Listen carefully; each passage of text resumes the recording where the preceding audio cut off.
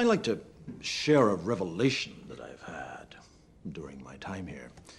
It came to me when I tried to classify your species. I realized that you're not actually mammals. Every mammal on this planet instinctively develops a natural equilibrium with the surrounding environment, but you humans do not. You move to an area and you multiply, and multiply until every natural resource is consumed. And the only way you can survive is to spread to another area.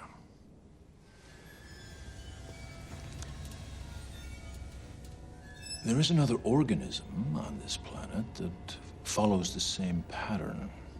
Do you know what it is? A virus. Human beings are a disease, a cancer of this planet. You are a plague, and we are the cure.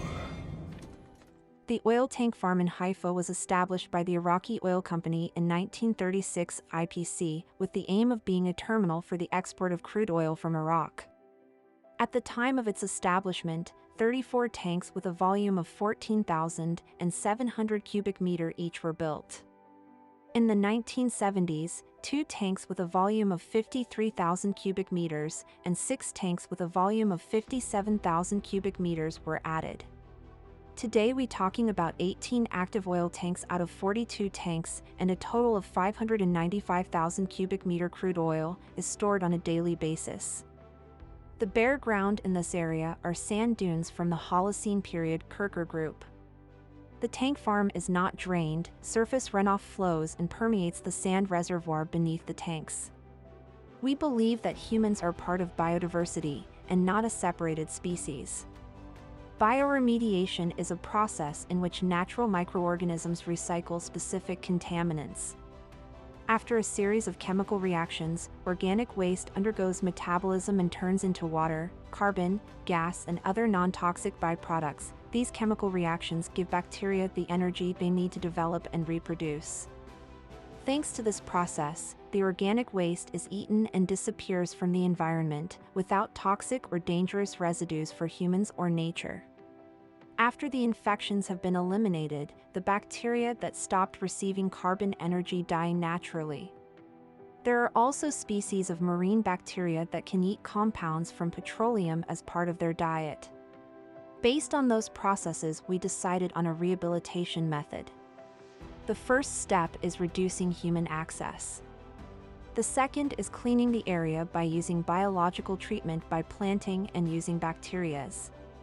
The third is increase access for animals as part of fertilizing the soil and building stronger ecosystem.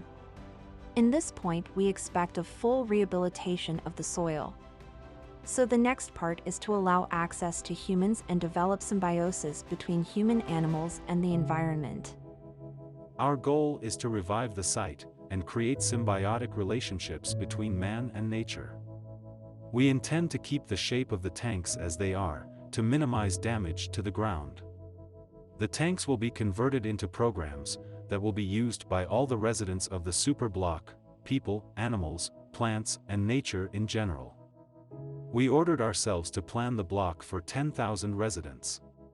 To choose which tanks will be converted to which programs, we first mapped the site surroundings and divided it into uses.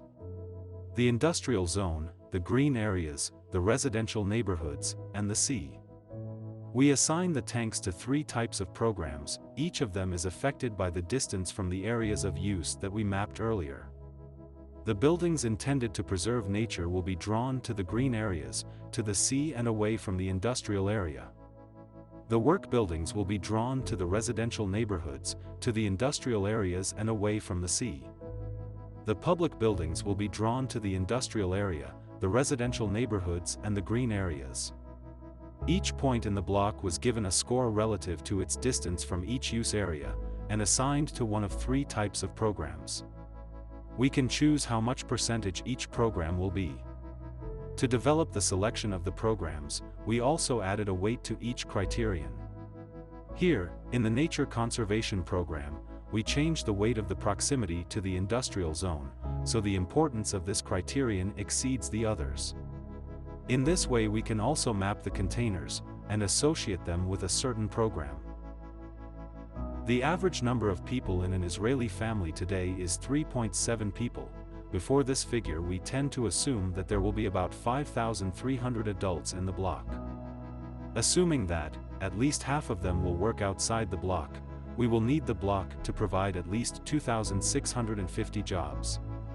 We determined that the nature conservation buildings will include 30 employees, the public buildings 50 employees, and the work buildings 200 employees.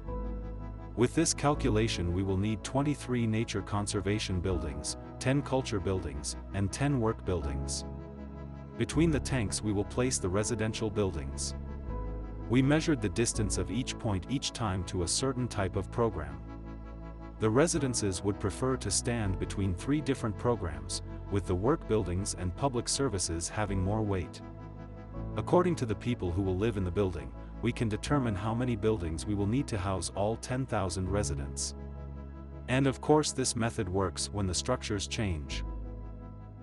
As soon as we found the perfect location, we started developing the shape. Focusing on the idea of biomimicry, we got inspired by the Parodia magnifica cactus. The accordion shape transformed to our superblock will optimize the light conditions in the apartments and maximizes the gain of solar energy. In addition, this curved shape allows more cross-ventilation in the apartments. The circle as a base offers the most flexible shape. Using a different radius and moving points along the circle creates powerful genes to create the most optimal shape. Our infrastructure core in the center is intended to be covered by vertical agriculture, and the residences are placed around. First, we determine the height of the structure to check how much food we could grow and how many people could live inside it. For a case study, we chose to grow oyster mushrooms in our core, which provide 38 calories per 100 grams. After each simulation, we optimize the numerical ratio we will have to provide between people and food. With this figure and with the height we want the building to be, we can determine the amount of the people that will live there. This method gives an understanding of how the building can look and improves the genes. Maximize sun exposure and minimize length of the outline were set as criteria to reduce surface on the north and maximize it to the sun path. To maximize the support for the growth of plants on the land, another criterion will be to reduce the amount of shade on the ground.